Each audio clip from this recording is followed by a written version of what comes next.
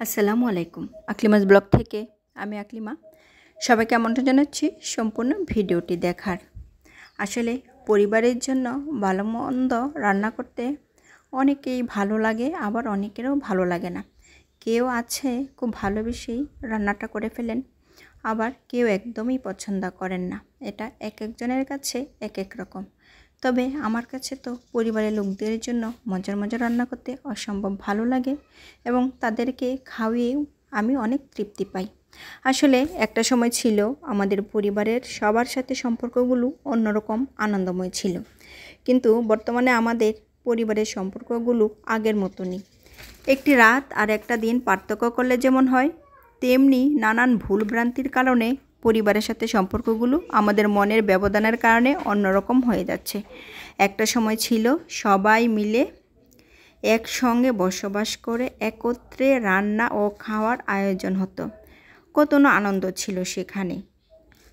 সেই সময় পরিবারের মধ্যে ছিল আন্তরিকতার ভালোবাসা, মায়া মমতা, যার কোনো অভাব ছিল না। কিন্তু বর্তমানে পরিবারগুলোতে এগুলো এখন উঠে যাচ্ছে। যৌথ পরিবারগুলো ভেঙে সবাই একক পরিবারকেই বেছে নিচ্ছেন। আসলে যৌথ পরিবারেও যেমন সুযোগ সুবিধা রয়েছে তেমন অসুবিধাও রয়েছে, আবার একক পরিবারগুলোতেও যেমন সুযোগ রয়েছে তেমন অসুবিধাও রয়েছে। তবে যৌথ পরিবারের সুবিধা হলো বিপদ আপদে একজন আরেকজনকে সহযোগিতায় পাশে পাবেন, কিন্তু একক পরিবারগুলোতে এই সুযোগটা নেই। আর এই যুগে একজনের সাহায্য কতটা যে উপকার এটা কেউ বুঝতে পারেন না। সবাই নিজেদের সুখের কথাই চিন্তা করে, আর নিজেদের সুখের কথা চিন্তা করতে গিয়ে আসলে দুঃখটাকেই আমরা কিন্তু ডেকে আনছি। যাই হোক, আপনাদের সাথে কথা বলতে বলতে এখানে আমার রান্নাটাও প্রায় হয়ে গেছে। এখানে আমি লাউয়ের খোসা আর আলু শাক নিয়েছিলাম রান্না করতে ছোটো মাছ দিয়ে, কিন্তু কয়েকদিন যাবৎ বৃষ্টি না থাকার কারণে আলু শাকগুলো একদম পুড়ে গেছে।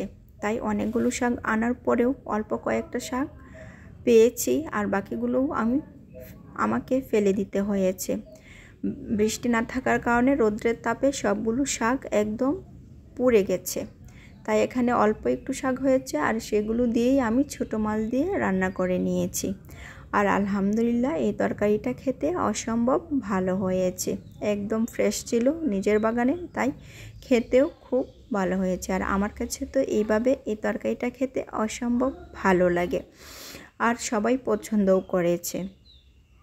আর এখানে মাছগুলোও ছিল স্বাদের, যার কারণে সবটা মিলিয়েই তরকারিটা অসম্ভব ভালো লেগেছে।